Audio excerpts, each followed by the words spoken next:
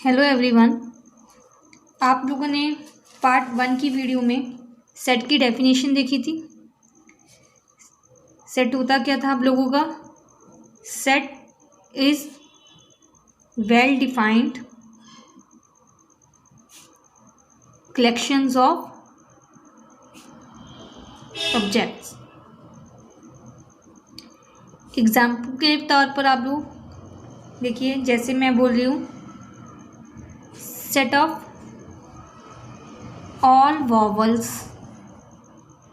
of English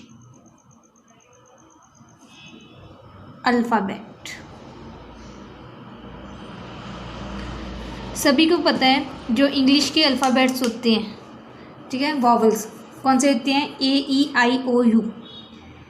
mathematically आप लोग इस सेट को कैसे रिप्रेजेंट करोगे? मान लीजिए आपने इस सेट का नाम देना है V।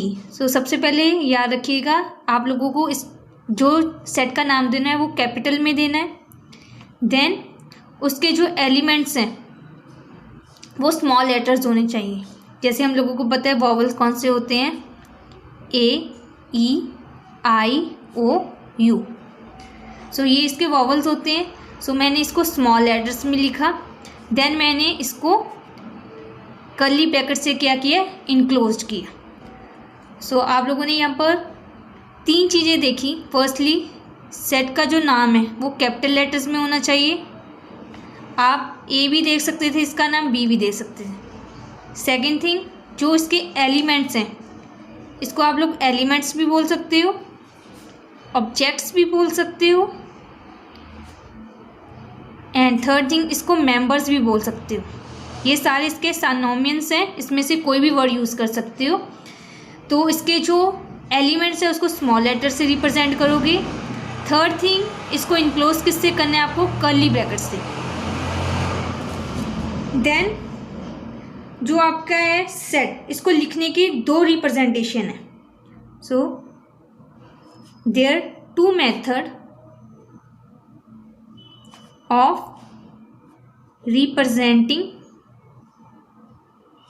A set. First one is roster, और इसको आप लोग क्या बोल सकते हो? Tabular form. And second one is set builder form. So see the first form of set roster form. So roster form होती क्या है? All the elements of a set are listed. सारे के सारे एलिमेंट्स आप लिखोगे उस पहले तो उस सेट में। Then the elements are being separated by commas के आप लोगों को सेपरेट करना है। And last one is enclosed within brace curly brackets. So example पे तौर पर आप लोग देखते हैं, हम लोग set of all even positive integers less than 7। ठीक है, मान लीजिए ये जो सेट है उसको मैं नाम A दे रही हूँ। So A is the set of all even positive integer less than. So capital letter से रिप्रेजेंट करते हैं सेट को। सेकेंड वन क्या बोला था? सारे के सारे एलिमेंट्स आने चाहिए। 7 से जो लेस्ट है इवन पॉजिटिव नंबर कौन से होते हैं? 2, 4, 6। कॉमा से सेपरेट करना था एंड एनक्लोज आप लोगों को ब्रेसेस से करना था। सो ये होगी इसकी रोस्टर फॉर्म। और आप ऊपर देख रहे हो, अगर मैं बोलूँ V is a set of all vowels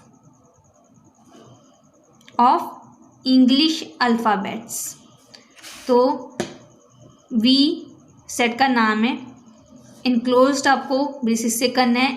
vowels कौन कौन से होते हैं? A, E, I, O, U and comma से आप लोगों को इसको सेपरेट कर देने। So that is the roster form. Next one आप लोगों को इसकी सेट बिल्डर फॉर्म पढ़नी है। सो सेट बिल्डर फॉर्म देखिए, उसकी डेफिनेशन क्या होती है आप लोगों के पास।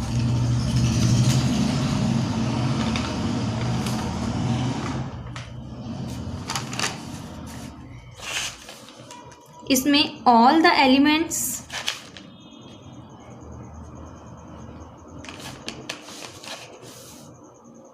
of a set possess a single property। Single property represent करनी चाहिए जो भी आप लिख रहे हो elements. Second thing is which is not possessed by any element outside the set।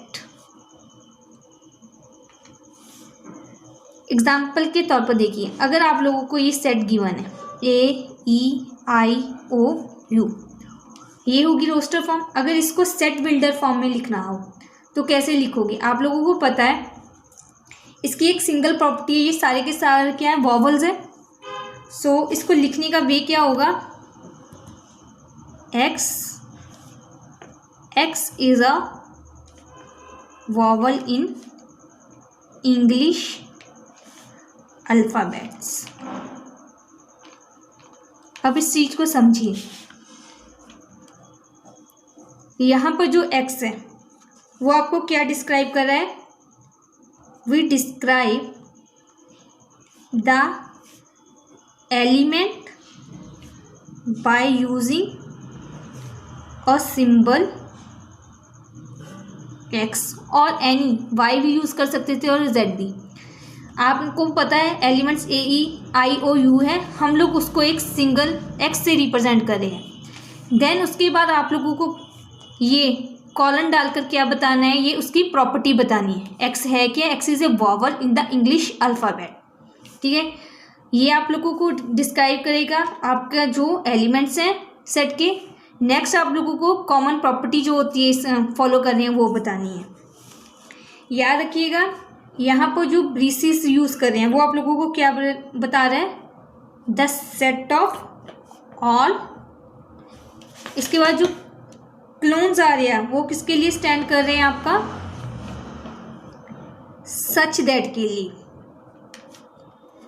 That mean अगर मैं इसको बोलना चाहूँ तो कैसे बोलेंगे हम लोग? कैसे रीड करेंगे? V is read as the set of all X. ठीक है, ब्रेसेस का काम हो गया, द सेट ऑफ ऑल। इसके बाद एक्स आया, कॉलन का मीन्स क्या था? Such that. Then such that, फिर जो आपकी प्रॉपर्टी मेंशन की हुई है उन्होंने, X is a vowel in English alphabet. Such that X is vowel of English alphabet. आप लोगों की जो सेट बिल्डर फॉर्म में उसका लिखने का मेथड ये रहेगा। अगर आप लिख रहे हो, आपको समझ आना चाहिए आपको रीड कैसे करना है इसको। The set of all x, अगर आप वाई यूज़ करें तो वाई बोलोगे। सच that X is vowel of English alphabet. Clone का मतलब सच दैट होगा, ब्रेसेस का मतलब सेट ऑफ ऑल। सो ये होगी आप लोगों की सेट बिल्डर फॉर्म। नेक्स्ट देखिए, सेट की एक और एसेंशियल प्रॉपर्टी है। मान लीजिए आप लोगों के पास एक सेट है S and A be an object of S. ऐसा आप लोगों के पास सेट गिवन है और ए उसका ऑब्जेक्ट है। सो आप लोग क्या बोलोगे? इसमें से जो मैं दो लिख रही हूँ प्रॉपर्टी, इसमें से एक चीज़ ही ट्रू हो सकती है। या तो होगा क्या?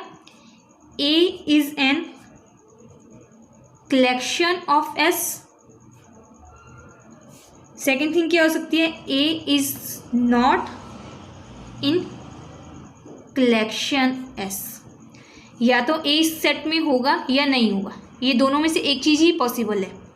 अब देखिए बारी बारी इस चीज़ को बोलना कि ए इसमें है, ए इसमें नहीं है ना, तो इससे के बजाय हम लोग मैथमेटिकली एक सिंबल यूज़ करते हैं, दैट इज़ एप्सिलॉन। अगर तो ए सेट में होगा तो हम लोग क्या करेंगे, ए एप्सिलॉन एस। एप्सिलॉन जो आप लोगों का है स्टैंड कर रहा है, stand for belong to, belongs to. अब मैं इसको कैसे पढ़ूंगी, ए बिलोंग्स टू एस। अगर तो ए इसमें एलिमेंट हुआ सेट में तो क्या बोला जाएगा, ए बिलोंग्स टू एस। अगर ए इसमें नहीं हुआ तो आप क्या सिंबल यूज़ करोगे, डज नॉट। सो यहाँ पर ये क्या स्टैंड कर रहा है आप लोगों का, stand for does not belong to. Example के तौर पर देखिए, मान लीजिए आप लोगों के पास एक सेट है ए, उसमें एलिमेंट है 2 4 6 8। अगर आप लोग लिख रहे हो 2 बिलोंग्स टू ए, सो ये चीज़ सही है क्योंकि 2 इसमें बिलोंग कर रहा है। 11 डज नॉट बिलोंग्स टू ए, ये भी चीज़ सही है क्योंकि 11 इस सेट में नहीं है। सो आप लोगों को इतना बड़ा बड़ा लिखना कि 2 बिलोंग्स टू ए या A is a element of A, sorry 2 is the element of A is in A, ठीक है, ये 3 चीज़ें यूज़ कर सकते थे। अगर आप वर्डिंग में लिखते, मैं क्या लिखती, 2 बिलोंग टू ए, और क्या बोल सकते हैं कोई, 2 इज़ एलिमेंट ऑफ ए, या कोई लिखता 2 इज़ इन ए। ये तीनों में से कोई भी वर्डिंग यूज़ हो सकती थी, लेकिन मैंने मैथमेटिकली सिर्फ एक सिंबल यूज़ कर दिया। सो मैथ में आप लोगों को सिंबल यूज़ करना आना चाहिए। So 11 does not belongs to A, 2 belongs to A. और क्या लिख सकते हो, 4 इसमें है, सो आप क्या लिखोगे, 4 बिलोंग्स टू ए। देन 12 नहीं है, सो कैसे लिखोगे, 12 does not belongs to A.